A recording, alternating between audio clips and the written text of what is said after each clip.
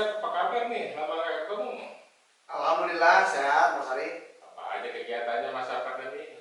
Ya, yang banyak sih yang jelas adalah diam di rumah, kemudian adalah memanfaatkan yang ada di rumah lah, buku dibacain dulu lagi gitu ya. Kemudian ada beberapa kegiatan-kegiatan yang tadinya adalah jadi tahun lalu 2020 itu sudah disiapkan ada jadwal workshop selama 1 tahun tadinya. Akhirnya karena memang ada tema COVID, maka jadwal workshop itu bubar offline-nya ya. Sehingga mau tidak mau ada beberapa yang perlu diubah menjadi dalam bentuk online gitu. Nah kemudian ya ada jadwal-jadwal juga karena memang banyak di rumah, akhirnya ada pekarangan, tanah pekarangan bertani. Betul. Oh, jadi lebih banyak di mana nih di? Saya saat ini ya memang dari tahun 2013 lebih banyak di Saung Bujaka Manik, pesantren Suryalaya, Tasikmalaya. Oke. Kalau bikin workshop gitu, webinar gitu, masih? Bikin webinar masih, bikin workshop masih. Jadi ada workshop saat ini ada 3 jenis yang saya lakukan. Jadi ada beberapa IO yang tetap nekat gitu harus tatap muka dengan mengikuti protokol kesehatan. Kemudian ada beberapa IO yang mengajak saya untuk membuat webinar menggunakan Zoom Cloud Meeting. Tapi saya juga ada beberapa materi-materi yang saya buat sendiri yang sifatnya self-directed learning. Jadi kalau misalnya peserta tertarik dengan metode itu, kemudian saya kasih link yang perlu mereka pelajari, kemudian ada ujiannya dan saya beri sertifikat. Jadi ada 3 kegiatan lah kalau untuk sifatnya kegiatan-kegiatan yang sifatnya training. Oke. Ini terima kasih Kang Asep atas waktunya gitu ya. Nah, ini kan nggak terasa pandemi udah setahun lebih ya. Betul. Kalau Kang Asep lihat, kita bicara orang kerja, kita lihat orang berinteraksi dan sebagainya, ini apa nih yang menjadi masalah sekarang? Ya, jadi karena juga saya menjadi tim dari Satgas COVID, khususnya dari psikologi klinis Ikatan Psikolog Klinis Jabar, maka di awal-awal pandemi terasa betul itu. Jadi angka stres ya, angka distres dari sejumlah orang itu terjadi peningkatan. Terutama adalah dari orang-orang yang tetap bekerja tanpa PHK juga ada distres juga. Nah, distres yang disebabkan oleh karena mereka tadinya adalah bekerja di tempat pekerjaan, sekarang membawa pekerjaan dan bekerja dari rumah. Sebenarnya pekerjaannya sama, tetapi di rumah, di sisi lain pada saat yang sama ada anak yang di rumah, yang kemudian belajar dari rumah. Nah, di sisi lain juga, berarti di situ orang tua juga perlu menjadi pendamping si anak yang belajar dari rumah. Pada saat yang sama juga mereka juga punya pekerjaan yang mereka pekerjakan. Nah, jadi boleh dikatakan berarti bergabung tuh ada ragam pekerjaan baru sebenarnya. Karena bisa jadi orang tua selama ini kan tidak pernah melakukan pendampingan gitu dalam proses-proses kegiatan belajar mengajar seperti itu. Nah, sehingga bagi sejumlah orang sebenarnya bukan work from home-nya yang jadi masalah itu, tapi lebih ke saya melakukan penyesuaian terhadap peran-peran baru, yaitu sebagai pendamping anak belajar. Nah, itu juga cukup rupanya juga banyak membuat orang-orang mengalami distres. Nah, belum lagi tadi ada sejumlah orang yang mau tidak mau karena dia bekerja di dalam sektor tertentu yang mau tidak mau terjadi PHK, maka mau tidak mau mereka jumpalitan juga itu. Bagaimana supaya misalnya saja dapur harus ngebul, kemudian rumah tetap bisa berjalan. Beberapa orang-orang yang tertentu ketika mereka ada yang namanya school from home dan itu menggunakan pelajaran daring, mau tidak mau di situ juga ada yang kendalanya nggak punya alat, nggak punya pulsa. Nah, jadi otomatis tekanan-tekanan seperti itu juga menambah tingkat distres di kalangan masyarakat kita di awal-awal menjadi tinggi. Nah, saya rasa setelah 3 bulan kita melakukan penelitian-penelitian lagi, alhamdulillah itu sebagian besar orang ya adalah memiliki kemampuan untuk tangguh lah menghadapi tekanan-tekanan itu. Mereka menemukan ragam cara gitu untuk menemukan tekanan itu. Bahkan ada sejumlah orang yang seakan-akan oleh keadaan COVID ini adalah terpaksa gitu, dipaksa beberapa potensi-potensi dirinya itu adalah termanifestasikan keluar. Yang tadinya orang misalnya saja ngaku bahwa dia nggak bisa masak, oleh keadaan, dipaksa dia bisa masak, dia belajar dari YouTube, belajar dari apapun, sehingga banyak orang yang kemudian menjadi penjual online gitu. Jadi misalnya saja di kampung saya di daerah Suryalaya itu banyak orang-orang yang ternyata menjadi kreatif. Ya, jadi perekonomian tetap jalan gitu ya. Yang cuman yang tadinya akhirnya mereka jadi terpikirkan untuk. Jadi Kang Asep, yang dilihat dari kurang lebih setahun ini permasalahan utama stres ya. Sumber stresnya apa nih Kang Asep? Ya jadi memang kalau kita lihat di awal-awal stres lah. Jadi itu kalau misalnya saya melakukan survei ya, kurang lebih karena waktu. Jadi jauh sebelum sebelum COVID itu, saya sendiri waktu itu pulang dari Malaysia dan baru gelombang COVID itu datang. Jadi sehingga saya juga bisa merasakan gitu ya, bagaimana orang kemudian mengalami ragam tekanan, macam-macam itu. Jadi memang tema, karena itu saya waktu itu juga untuk membuktikan asumsi saya melakukan survei ya. Saya melakukan survei kepada kurang lebih sekitar 600 orang. Itu adalah salah satu, kita punya WA group namanya kesehatan mental ya, anggotanya kurang lebih hampir 1.000 orang, tapi yang lainnya yang menjawab survei itu ada kurang lebih 600 orang. Nah cukup menarik, jadi memang dugaan saya terjadi. Jadi memang orang mengalami distress. Jadi kalau kita bicara stres itu kan ada dua, ada stres yang ketika kita mempunyai kemampuan untuk mengatasi tekanan ya, dan kita nyaman, yang dinamakan stres, atau ternyata ketika kita juga terpontang-panting, ambrol, terpuruk gara-gara tekanan, sehingga kita sendiri memberikan terkena efek yang tidak nyaman atau dinamakan distress. Jadi umum jawaban orang di dalam survei yang saya lakukan 1 bulan, 2 bulan pada periode awal-awal COVID itu, karena di situ ada PSBB dan segala macam, maka pengalaman paling banyak yang diakui oleh orang adalah distress. Kan? Jadi macam-macam juga. Jadi kalau misalnya saja mereka tetap masih bekerja, yang membuat mereka distress adalah tadi berubahnya kondisi pekerjaan. Yang tadinya di kantor jelas bekerjanya, jelas waktunya, jam 8 mulai, jam 5 selesai, kemudian ke rumah. Kalau di rumah itu nggak jelas hari waktunya berapa jam itu ya. Nah jadi yang pertama adalah di rumah itu bisa disiplin jam 8 sampai jam 5 juga nggak mudah, karena tadi banyak tantangan, apalagi pada saat yang sama anak-anak sendiri adalah sekolahnya menjadi sekolah daring ya. Dimana anak-anak itu sendiri mungkin juga beberapa keluarga yang punya anak sendiri nggak tahu biasanya aplikasi yang digunakan oleh sekolahnya apa. Belum lagi ada tugas-tugas yang guru juga yang kadang-kadang juga ribet juga tuh. Misalnya anak harus bikin video, nah sementara cara bikin video aja orang tuanya nggak tahu. Maka mau tidak mau berarti seluruh tugas-tugas yang namanya daring itu juga membebani orang tua.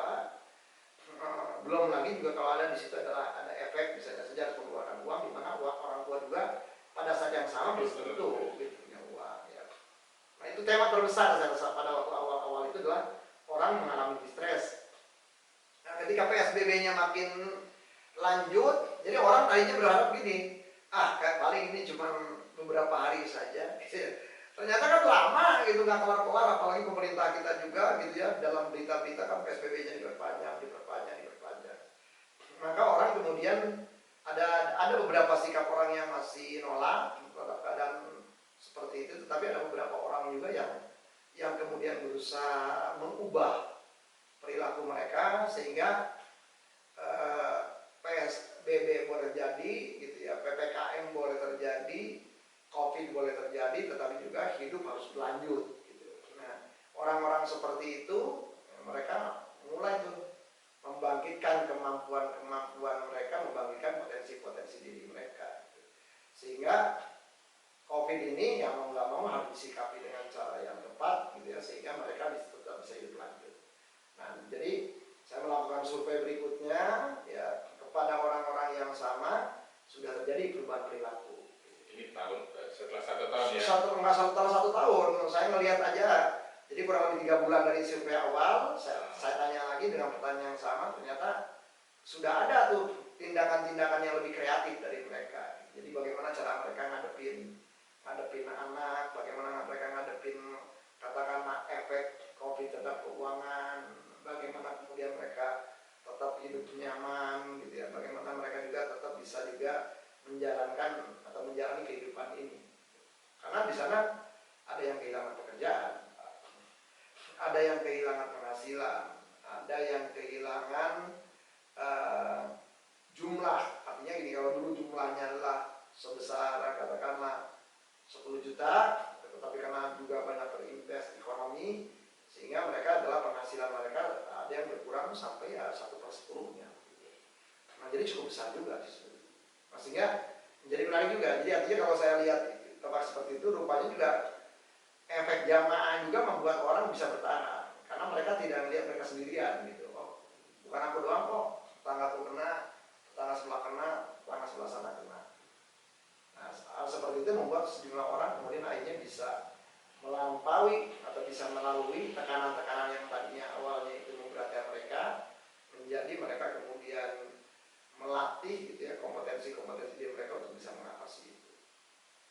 Ya, ada sejumlah orang yang bahkan Pak Ari, gara-gara COVID ini justru mereka bisa create sedemikian rupa penghasilan yang jauh lebih besar dibandingkan sebelum mereka COVID. Jadi kalau sekarang ini kan udah mulai vaksin nih. Kalau menurut Kang Asep itu pengaruh juga nggak nih? Apanya tuh? Kan udah mulai sekian ribu udah divaksin.